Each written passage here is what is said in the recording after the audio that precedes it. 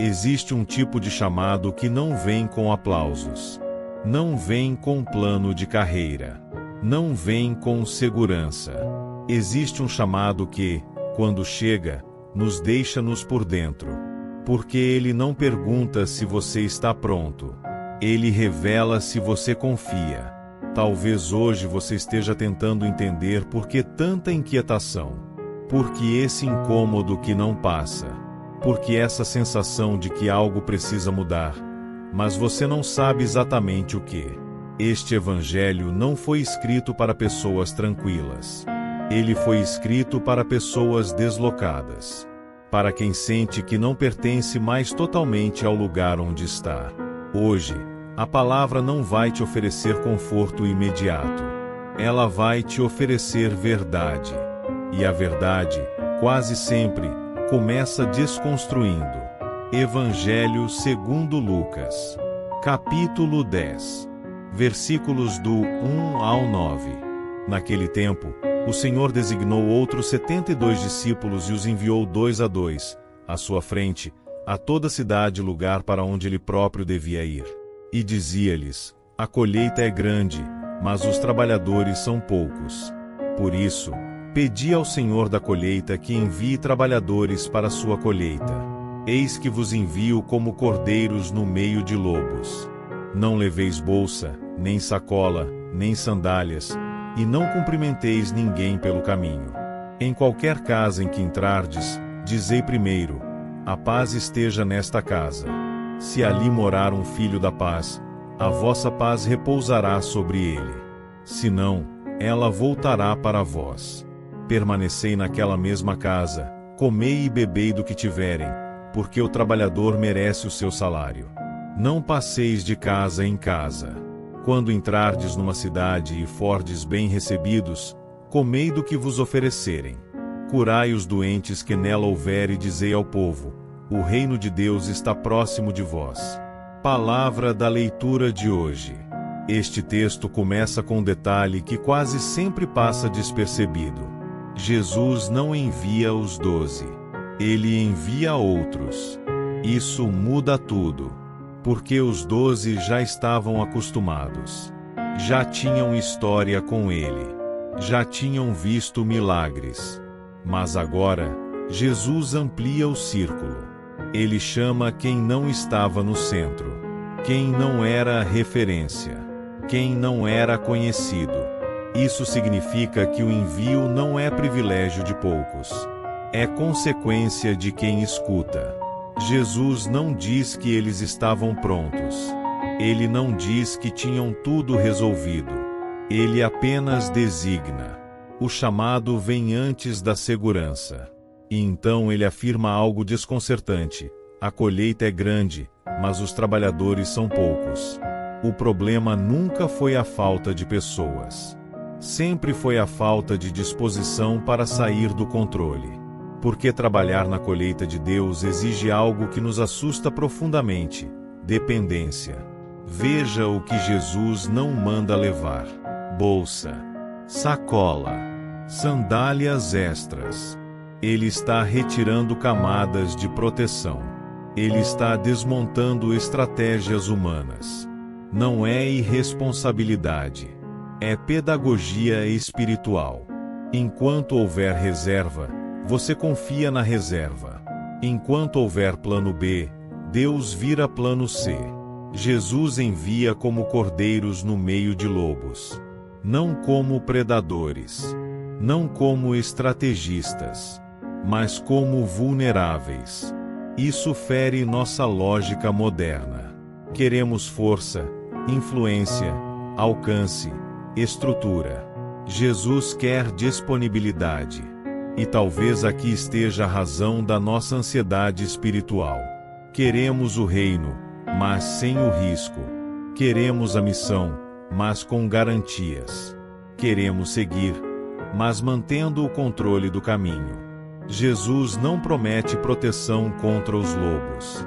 Ele promete presença no envio. E então ele diz algo ainda mais estranho: não cumprimentem ninguém pelo caminho. Isso não é falta de educação. É urgência. O reino não é acessório. Não é algo que se encaixa nos intervalos da vida. Quando Deus envia, Ele pede prioridade. Quantas vezes adiamos decisões espirituais porque estamos ocupados demais cumprimentando distrações? Conversas que não levam a lugar nenhum. Rotinas que nos mantêm no mesmo ponto. Jesus sabe que o caminho está cheio de atrasos disfarçados de normalidade. E então Ele fala da paz. Não uma paz genérica, mas uma paz que repousa ou retorna. A paz de Deus não é desperdiçada. Ela não se perde. Ela encontra quem está preparado para recebê-la. Se a casa não acolhe, a paz volta. Isso é libertador. Você não precisa carregar rejeições que não são suas. Você não precisa insistir onde não há abertura. O reino não se impõe. Ele se oferece. E Jesus orienta: permaneçam na mesma casa. Não fiquem mudando. Não busquem o melhor lugar. Não procurem vantagens. Isso confronta diretamente nossa cultura de comparação. Sempre achamos que pode haver algo melhor logo ali. Mas Deus age na permanência, na fidelidade ao lugar onde Ele nos colocou. E então Jesus resume a missão em algo simples e profundo: curar e anunciar que o reino está próximo. Não é convencer, não é discutir, é revelar com a vida.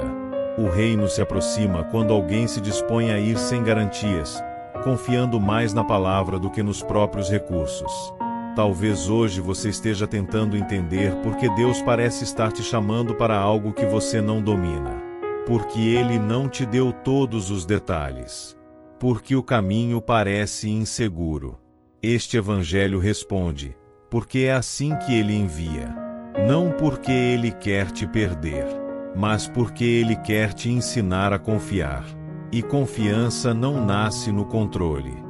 Nasce no passo dado sem ver o chão inteiro. Aqui, algo importante precisa ser dito com clareza. Jesus não está dizendo que todos devem largar tudo fisicamente. Ele está dizendo que todos precisam largar a ilusão de autossuficiência. Alguns vão sair geograficamente. Outros vão permanecer onde estão.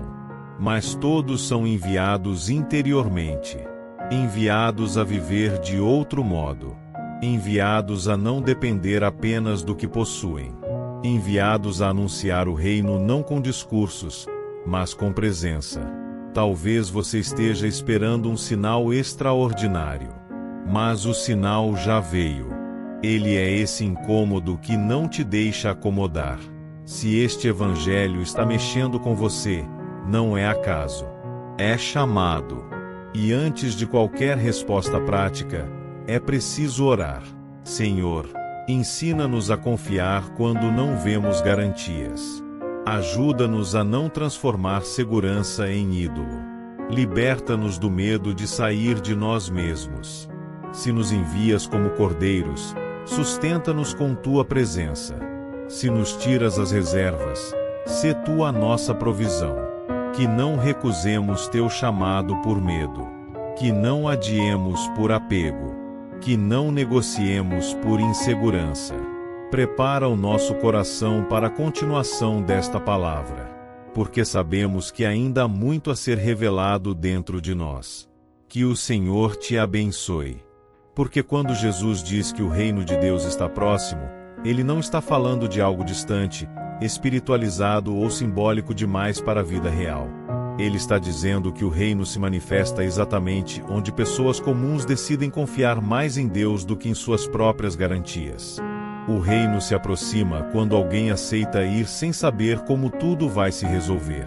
É isso que assusta, porque fomos ensinados a só avançar quando tudo está claro, quando o caminho está iluminado, quando o risco é mínimo. Jesus inverte essa lógica. Ele chama primeiro, esclarece depois. Ele envia antes de explicar. E isso revela algo profundo sobre o coração humano. Não é que falte fé. Muitas vezes falta coragem de perder o controle. Talvez você esteja vivendo esse conflito agora. Existe um chamado que você sente, mas ele não vem com respostas prontas. Você gostaria que Deus fosse mais específico, mais detalhado, mais previsível. Mas o silêncio sobre os detalhes também é uma forma de ensino. Deus não está te testando para te confundir, Ele está te formando para confiar. Enquanto você depende de mapas completos, sua fé fica condicionada. Quando você aceita caminhar apenas com a palavra, sua fé amadurece. Repare que Jesus não promete sucesso. Ele não diz que todas as casas vão acolher. Ele não diz que todos vão ouvir. Ele apenas orienta como agir diante da aceitação e da rejeição. Isso liberta, porque o resultado não é responsabilidade do enviado. A fidelidade é. Quantas vezes você se culpa por não ver frutos imediatos, por não ser reconhecido, por não receber retorno? Jesus já tinha previsto isso. A missão não é controlar respostas, é anunciar com fidelidade. E quando ele diz para permanecer na mesma casa, ele está ensinando algo ainda mais profundo. Permanecer significa criar raízes. Significa não viver pulando de lugar em lugar, de decisão em decisão, de fé em fé. Permanecer exige paciência, exige humildade, exige aceitar limites. Deus não trabalha apenas em grandes mudanças externas. Muitas vezes ele transforma o mundo a partir da constância silenciosa de quem permanece. Comer do que oferecem também é um ensinamento duro para quem gosta de escolher tudo. É aceitar o que vem.